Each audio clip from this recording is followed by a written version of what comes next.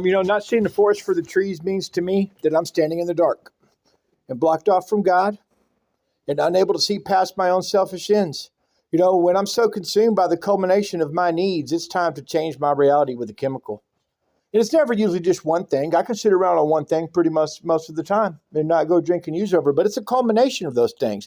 And it makes me so miserable that I don't want to be sober anymore.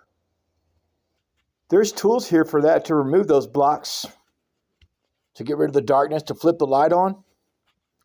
There are prayer, sponsors, meetings, and steps. These meetings, these sparks jump between us and feed our spirit here. I've never left a meeting in worse shape than I got to one. And those tools, it's a way to flip the light on, man, and seeing that for us. There's big trees I got to go around. Some I can push over. Some I have to cut down with a chainsaw, but it's life, man, and we're all stuck in this sumbitch together.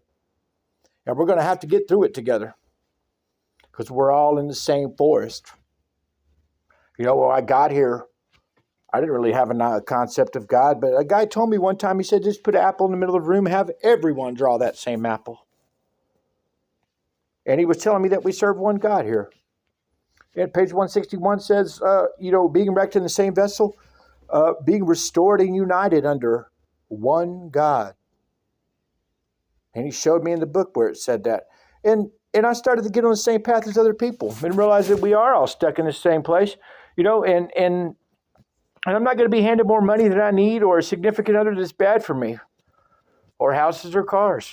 And I can fight for all that stuff all I want, but I might end up a penny short to buy my way into heaven, man, and it ain't going to matter then. I gave my life to God in step 3, and I don't clamor for anything anymore. I don't see the birds of the air working for their food out there. It's just there. God gave it to him. And I think he gave every one of us, man, who are even more special than that, even more. I think he's got opportunities waiting for me that I could never even dream of, man. And when it became important what God wanted for me, that's when the train cars all latched together and put me in tow.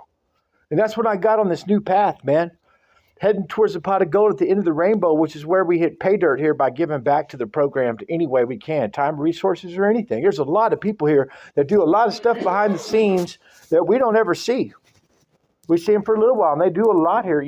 There's a lot of people giving, and it's changing their life.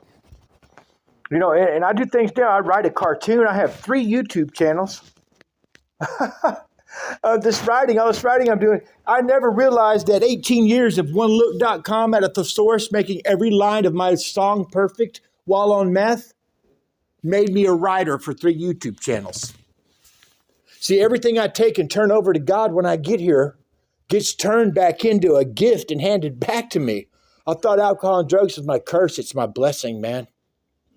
It's the greatest thing I ever got.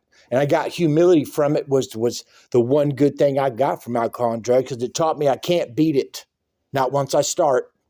I will not win. Put out the campfires and lay down your guns. The war's over, man. Especially if you're landed in one of these chairs. So, whatever I put into God's hands today, man, it's just better than anything I've ever dreamed. I'm just getting things I never even knew I wanted. But, it took trading everything I owned to find God, and I didn't even know I was looking, man.